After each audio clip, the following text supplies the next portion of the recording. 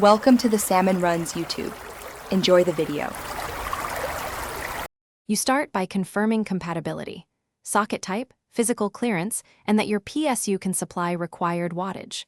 Once done, download the latest GPU driver package to a USB and jot down your current driver version so you can revert if needed.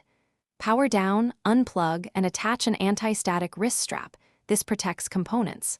Next, remove side panel and locate the PCIe slot. Make sure to unbolt the old card's bracket screw so you can release the card smoothly.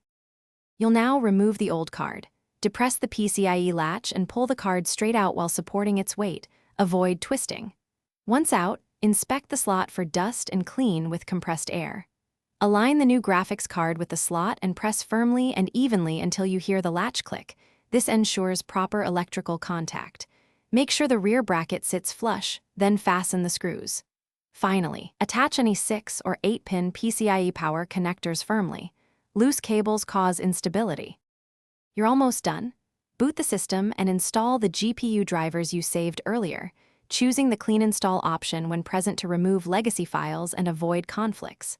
Once drivers complete, run benchmarks or a short stress test while monitoring temperatures and looking for visual artifacts.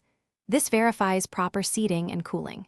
If you encounter no display or crashes, power down and reseat the card. Confirm PCIe power cables are fully engaged, and try the motherboard's video output to isolate issues.